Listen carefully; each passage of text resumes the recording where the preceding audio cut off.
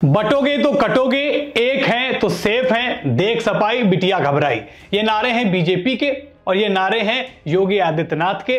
जहां चुनावों की बात आती है वहां पर बीजेपी और खासतौर पर योगी आदित्यनाथ नए नए नारे लेकर आते हैं और जिसका फायदा भी हरियाणा, महाराष्ट्र जैसी कई जगहों पर हमें देखने को मिला, जिससे बीजेपी का वोट बैंक जो है वो मजबूत हुआ। अब यही वोट बटोरने के एक तरीके ने योगी ने इसकी शुरुआत करी है मिल्कीपुर में। मिल्कीपुर में योगी दहाड़े हैं और समाजवादी पार्टी को कायदे से घेरा है, कायदे से घसीटा है। चलिए आपको बताता हूं कि मिल्कीपुर में योगी ने कौन कौन से पॉइंट्स पर, कौन कौन सी बातों पर समाजवादी पार्टी को घेरा है। नमस्कार, स्वीकार करिए, मैं हूं वैभव दीक्षित।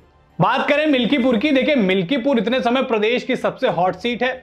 वहां का उपचुनाव ना सिर्फ समाजवादी पार्टी के लिए बहुत बेहद जरूरी है और बल्कि बीजेपी के लिए भी वो जो है नाक का सवाल है, उनके लिए वो साख का सवाल है। तो चलिए आपको बताता हूं कि योगी ने मिल्कीपुर में अखिलेश यादव और समाजवादी पार्टी को कौन कौन से पॉइंट्स पर घेरा है, ये आपके लिए जानना भी जरूरी है। देखिए, उन्होंने पहली बात बोली कि देख सपाई बिटिया घबराई। इसका सीधा मतलब है महिला सुरक्षा से। 2012 से लेकर 2017 तक जो है वो समाजवादी पार्टी की सरकार रही उत्तर प्रदेश में, और सबसे बड़ा पॉइंट अगर किसी चीज को किया जाता है तो महिलाओं की सुरक्षा को लेकर, और इसी चीज को लेकर वो मिल्कीपुर में उन्होंने घेरा। अब वहां पर एक फैक्टर भी मिल गया मोहित खान के ऊपर एक बच्ची आरोप लगाती है, रेप का आरोप लगाती है, उसको लेकर बड़ा बवाल भी छिड़ता है। मोहित खान को वहां के सांसद अवधेश कुमार का बड़ा खास बताया जा रहा था, उसको लेकर भी योगी ने उन्हें लपेटा।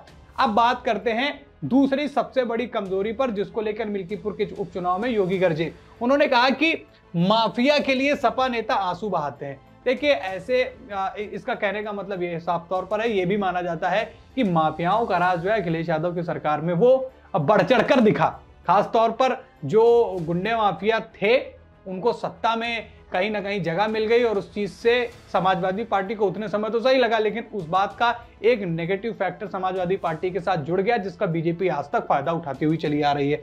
और ये आंसू बहाने वाली बात हो गई मुख्तार अंसारी के लिए, और कई ऐसे माफिया नेता थे जिनको लेकर समाजवादी पार्टी ने अपनी जो है सहानुभूति जाहिर करी थी, उसको लेकर ही योगी ने उनको घेरा।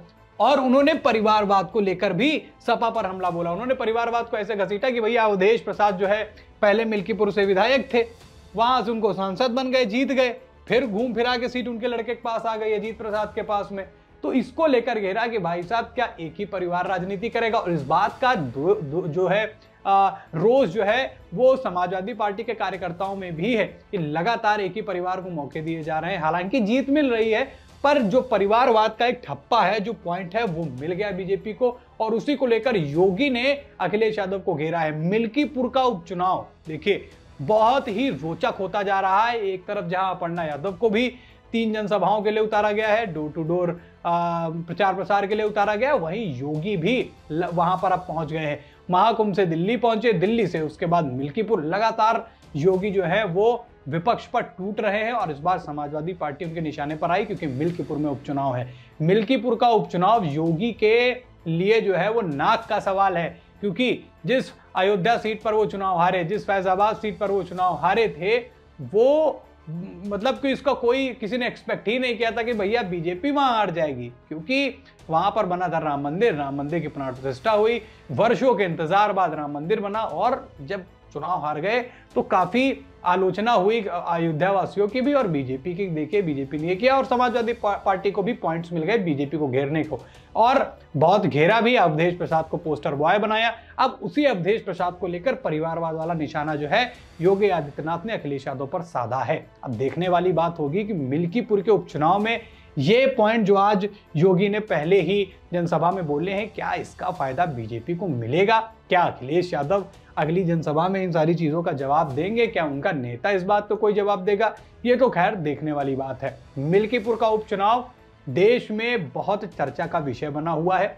होने को तो उत्तर प्रदेश की एक विधानसभा सीट है, लेकिन एक विधानसभा सीट पर हो रहे इस उपचुनाव ने देश का ध्यान केंद्रित कर लिया है। एक तरफ जहां दिल्ली में विधानसभा चुनाव है, वहां पर केवल एक उपचुनाव जो है वो दोनों एक ही बराबर थाली तराजू पर रखे हैं। जितना बीजेपी के लिए दिल्ली की सत्ता जरूरी है, उतना ही उससे कई ज्यादा इवन जो है मिल्कीपुर की सीट जो है बीजेपी के लिए जीतना जरूरी है। अब जो है सियासी जंग शुरू हो गई है। एक तरफ योगी ने अपने सेना को उतार दिया है, दूसरी तरफ अखिलेश यादव ने उतार दिया है और योगी स्वयं वहां पहुंच गए अपने मंत्रियों के साथ। अपर्णा यादव को भी उतारा है। अखिलेश यादव, शिवपाल यादव, डिंपल यादव ये समाजवादी पार्टी का प्रचार प्रसार करने के लिए उतरी है। अब देखने वाली बात होगी जनता किन की बातों से ज्यादा मैनिपुलेट होती है, जनता किसकी बातों को सुनती है और मिल्कीपुर जो इतने समय हॉट सीट है, जो इतने समय जिस पर पूरे देश की निगाहें हैं, देखते हैं कौन जीतेगा। आप अपनी राय हमसे बताएं कि मिल्कीपुर में कौन जीत रहा है, बीजेपी या फिर सपा।